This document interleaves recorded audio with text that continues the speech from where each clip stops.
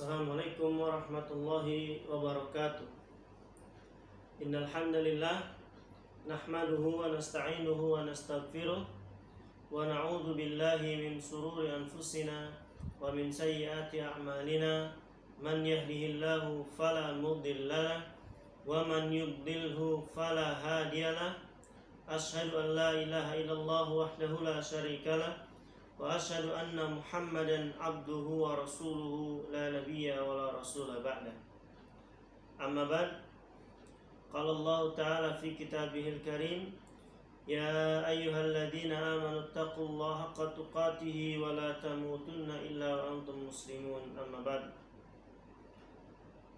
Baik anak-anakku yang semoga Allah Subhanahu wa taala menjadikan kalian menjadi anak yang saleh dan salehah, menjadikan kita semua menjadi anak-anak yang bisa berbakti kepada orang tuanya, sehingga dengan berbaktinya kita kepada orang tua memudahkan urusan hidup kita, apapun itu urusannya.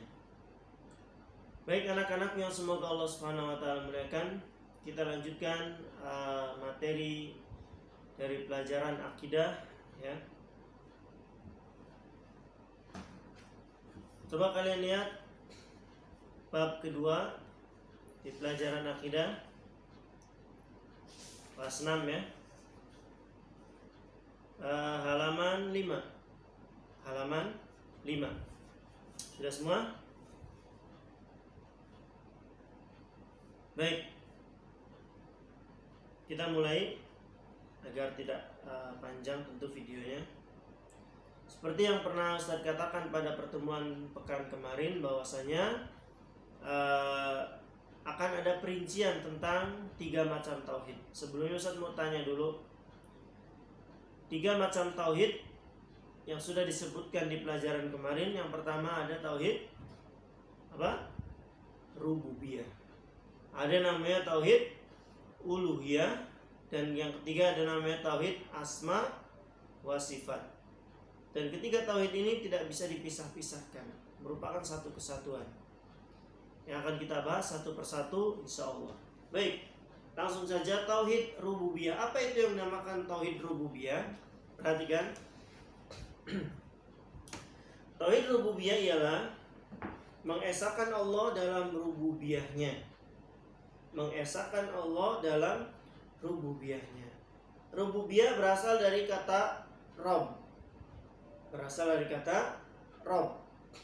Makna tauhid rububiyah berarti meyakini bahwa Allah lah satu-satunya Rob alam semesta, Rabbul Alamin. Sering kita baca di surat Al-Fatihah, ya. Alhamdulillahi Rabbil Alamin, ya, Rabbil Alamin. Ini maksudnya Rabb semesta alam. Hal itu berarti bahwa Allah lah satu-satunya pemilik, pencipta, pemberi rizki. Perhatikan oleh kalian, sedikit saya jelaskan. Allah adalah pemilik segala sesuatu, ya. Allah yang menguasai pemiliknya. Kita ambil contoh, ya. Kita sebagai manusia diciptakan oleh Allah, dan penciptaan Allah tidak meniru siapapun. Penciptaan Allah mutlak milik Allah sendiri. Berbeda dengan ciptaan atau hasil karya manusia. Pasti dia mengambil contoh dari sebelumnya, ya, yang sudah ada, entah bikinan manusia lain atau bikinan Allah. Kita ambil contoh. Ada orang bisa menciptakan pesawat terbang, ya kan? Ciptaan manusia. Tapi Ustaz mau tanya, pertama, otak yang digunakan untuk berpikir membuat pesawat terbang ciptaan Allah, otaknya, tangannya, matanya, semua ciptaan Allah. Bahan yang diambil untuk membuat pesawat terbang, baik besinya atau tembaganya atau yang lain-lainnya lah, semuanya berasal dari mana? Dari Allah. Ya, dari bahan tambang, dari barang tambang, besi dan lain-lainnya. Contohnya dari siapa? Dari Allah. Ada yang meniru capung yaitu jadilah helikopter. Ada yang meniru burung yang bisa menukik dengan sangat cepat, ya. Diciptakanlah pesawat jet, ya. Ada burung yang mampu membawa anak-anak terbang, diciptakanlah pesawat penumpang dan lain sebagainya. Dia mencontoh apa yang Allah ciptakan. Tidak bisa dia membuat misalkan makhluk baru atau bentuk baru, nggak bisa. Ya, dia selalu mencontoh apa yang Allah ciptakan. Yang kedua, Allah sebagai Rabb, Allah setelah menciptakan makhluknya, Allah mengatur makhluknya. Dan ingat, pengaturan Allah luas, ya. Beda kayak Ustadz misal ngajar di kelas 6A, ya. Saat Ustadz ngajar di kelas 6A, Ustadz atur si ini duduk di sini, nggak boleh deket ini karena ngobrol misalkan, ya. Bangkunya nanti dibikin berhadapan-hadapan, Ustadz atur. Tapi Ustadz nggak bisa ngatur di sekolah lain misalkan, sekolah yang terdekat aja dari kita, nggak bisa, nggak berkuasa. Berbeda dengan kekuasaan Allah. Setelah Allah menciptakan, Allah kuasai ciptaannya. Kapan matahari harus muncul, kapan dia harus terbenam, kapan bulan harus muncul, kapan harus terbenam, semuanya nurut sama Allah. Dan yang mengaturnya satu, yaitu Allah, ya. Kebayang oleh kita, seandainya di alam semesta ini ada dua pencipta, dua saja, ya. Nanti dua-duanya bikin matahari, bayangin oleh kalian. Nanti kata Tuhan yang A, saya mau terbitin matahari jam 7 pagi. Kata Tuhan yang B, ya saya juga jam 7 pagi. Kebayang dua-duanya nongol jam 7, kita satu aja panasnya kayak gini. Dua, mateng kita. Nah, tapi karena yang menciptakan satu, semuanya satu dan sama. Yang mengaturnya satu, sama. Kapan matahari harus muncul, kapan harus terbenam, bulan pun kapan harus muncul, kapan dia harus terbenam. Gampang. Bukti Allah satu, yang menciptakan kita satu, dan yang mengatur kita satu, yaitu Allah, bukan yang lain. Contoh, coba pegang mata kalian semua. Sama Ustaz pegang mata, ya. Sudah pegang matanya, coba pegang. Ada yang matanya 3? Nggak ada. Semua manusia selama jenisnya manusia, matanya harus 2. Benar atau tidak? Betul. Kakinya harus di bawah dan ada 2, tangannya harus ada 2, kanan kiri, jarinya satu tangan ada 5, dan seterusnya. Ini karena yang menciptakan kita satu, sama. Ustadz di sini dengan manusia di ujung dunia di kutub sana sama bentuknya, ya wajah beda. Kalau sama ya tuker-tuker nanti, ya. Tapi kita sama. Fungsi jantung kita sama untuk memompa darah. Fungsi paru-paru kita sama. Bukan misalkan orang Indonesia fungsi jantungnya misalkan untuk bernafas, nanti fungsi paru-parunya untuk nyimpan makanan. Enggak, sama. Dimanapun yang namanya paru-paru, siapapun manusianya, warna kulitnya apapun, dari suku manapun, kalau paru-paru itu bernafas. Kenapa bisa sama? Jawabannya yang menciptakannya sama, yaitu Allah Subhanahu wa ta'ala, ya. Dan kita harus meyakini ini, karena orang-orang kafir Quraisy zaman dahulu pun mereka yakin yang menciptakan mereka hanya satu, yaitu Allah. Yang mengatur mereka hanya satu, Allah, ya. Yang menguasai mereka pun hanya satu, yaitu Allah Subhanahu wa ta'ala.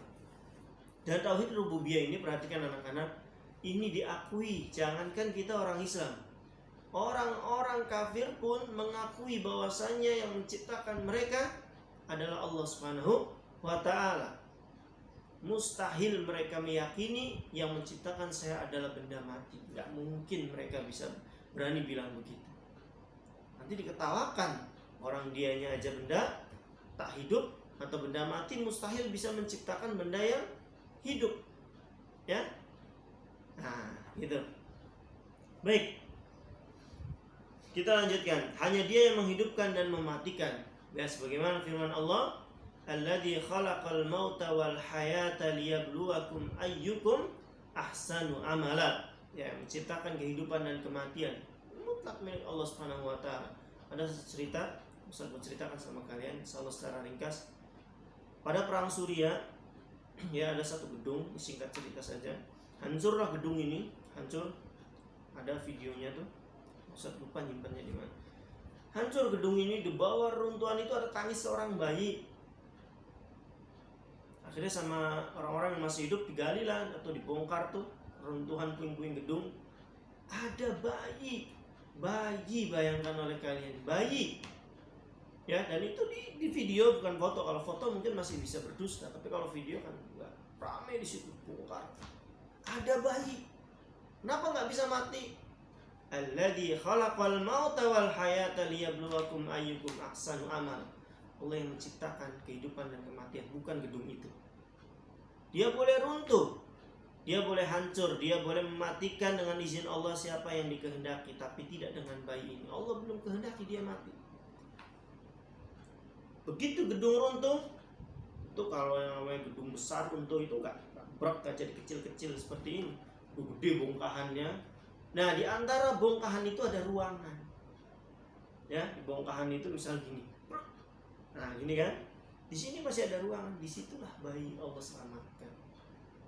Mudah bagi Allah, mudah sekali bagi Allah untuk mengatur semua itu. Ya. Lihat, alladzi khalaqal mauta wal hayata liyabluwakum ayyukum ahsanu.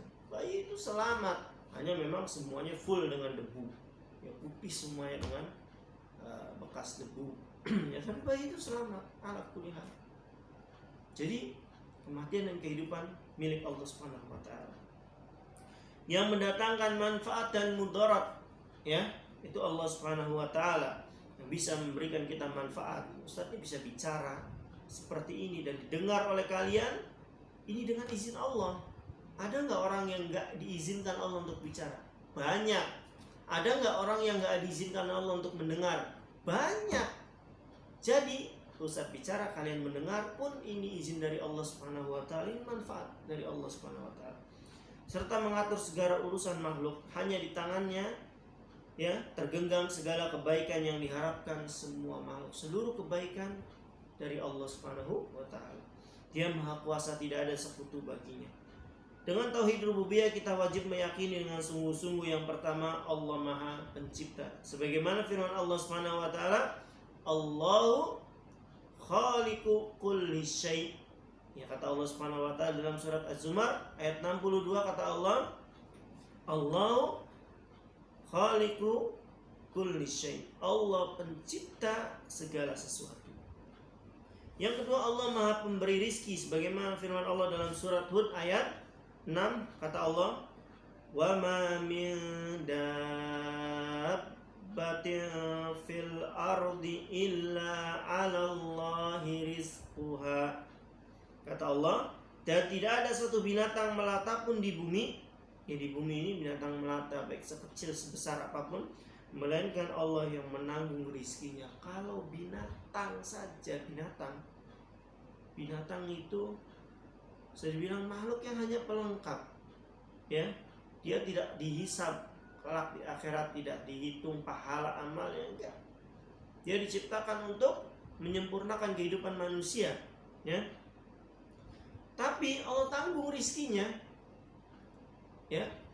Gak ada satu binatang pun yang Allah tidak kasih makan. Semuanya ada makannya. Jerapah yang tinggi gitu, gak bisa dia makan rumput, susah, gak nyampe malah. Tapi Allah berikan makanannya di ujung pohon yang tinggi, yang berduri, khusus buat jerapah, gak yang lain. Bayangin, ya. Pernah lihat mulut gajah? Mulut gajah tuh masuk, ya ada lagi, terus di sininya. Yang itu harus butuh tangan. Kalau burung kan ada paruh, dia bisa langsung, ya, menggigitnya. Kalau gajah gak bisa langsung makan gitu. Pertama kehalang oleh belalai, ya kan? Jadi harus ada yang masukin ke mulut, karena masuk mulutnya pun lebih masuk ke dalam. Tapi Allah berikan belalai bisa meraup, ya, bisa mengambil makanannya dan memasukkan elastis. Minumnya pun dari situ diambil dulu, semprotkan ke mulutnya. Luar biasa. Allah yang memberikan rizki semua itu, ya. Ikan-ikan di dasar laut, ya, di perairan laut dalam, Allah yang memberikan rizki. Gak ada yang sanggup sampai ke dasar itu untuk ngasih makan. Gak bisa, gak ada. Allah yang ngasih rizki. Lagi kita gak bisa. Ya, bayi di perut ibu 9 bulan. Kita kalau gak makan 9 bulan, ya jangan 9 bulan, seminggu kita mati. Dengan izin Allah. Bayi 9 bulan, dari mana makan minumnya? Dari Allah yang ngasih makan minum lewat pusar bayi yang dihubungkan ke ibunya. Bayangkan, bayi ini hanya menerima sari-sari makanan, gak usah ngunyah, gak usah neguk, ya, langsung jadi tubuh. Ya, ini kekuasaan Allah. Allah beri rizki semuanya. Setiap makhluk itu Allah berikan rizki. Yang ketiga, satu-satunya pemilik dan penguasa kerajaan langit dan bumi. Sebagaimana firman Allah, lillahi mulkus samawati wal ard wa ma fihinna, kata Allah Subhanahu wa taala. Kepunyaanlah kerajaan langit dan bumi dan apa-apa yang ada di dalamnya. Satu-satunya pemilik penguasa alam semesta adalah Allah Subhanahu wa taala. Beda dengan kekuasaan manusia. Ustaz kasih contoh. Bapak Presiden kita, Bapak Jokowi, semoga Allah Subhanahu wa taala menjaga beliau dari keburukan dan menguatkan beliau di atas ketaatan kepada Allah Subhanahu wa taala. Beliau berkuasa di negara Indonesia ini. Ya. Kalau beliau perintahkan semuanya harus pakai masker ketika di kerumunan. Semuanya harus taat. Berkuasa beliau. Tapi kekuasaan beliau ini tidak berlaku di negara lain. Jadi kekuasaan manusia berlakunya terbatas. Seorang presiden hanya di negaranya saja. Seorang guru ya hanya di kelas itu saja. Seorang kepala sekolah hanya di sekolah itu, dia nggak berkuasa di sekolah lain. Ya, beda dengan kekuasaan Allah. Ya, Allah sebutkan lagi di surat As-Sajdah ayat 5. Kata Allah Subhanahu wa taala, yudabbirul amra minas samai ilal ard. Dia mengatur segala urusan dari langit ke bumi. Yang keempat, yang dapat memberikan manfaat dan mudarat bagi makhluknya. Sebagaimana firman Allah Subhanahu wa taala, ya. Kata Allah, wa iyamsaskallahu bidurrin fala kashifa lahu illahu. Kata Allah, wa iyamsaskallahu bidurrin, ya, fala kashifa lahu illahu. Dan jika Allah menimpakan suatu kemudaratan kepadaku, maka tidak ada yang menghilangkannya kecuali Allah sendiri. Wa iyamsaska bi khairin fahuwa ala kulli syai'in qadir, kata Allah Subhanahu wa taala. Jika dia mendatangkan kebaikan kepadamu, maka dia maha kuasa atas tiap-tiap sesuatu. Allah maha kuasa. Artinya manfaat dan bahaya milik Allah Subhanahu wa taala. Yang kelima, yang terakhir, yang mampu menghidupkan dan mematikan adalah Allah Subhanahu wa taala, serta kepadanya kita semua akan kembali. Sebagaimana firman-Nya dalam surat Yunus ayat 56, kata Allah, huwa yuhyi wa yumit wa ilaihi turja'un. Huwa yuhyi, dialah yang menghidupkan, wa yumit, dan mematikan, wa ilaihi turja'un, dan hanya kepada Allah lah kamu dikembalikan. Baik, itu tauhid rububiyah. Nanti kalian baca, sekarang aku pahamnya, wajib kalian baca. Habis itu seperti biasa kalian kerjakan evaluasinya. Lalu silakan difoto dan diberikan atau dikirimkan via Japri, ya. Ingat di Japri, jangan di grup, ke nomor HP Ustaz. Baik, itu saja dari Ustaz. Semoga bisa dipahami dan bermanfaat untuk Ustaz dan untuk kalian. Subhanakallahumma wa bihamdika asyhadu an la ilaha illa anta astaghfiruka wa atubu ilaik. Assalamualaikum warahmatullahi wabarakatuh.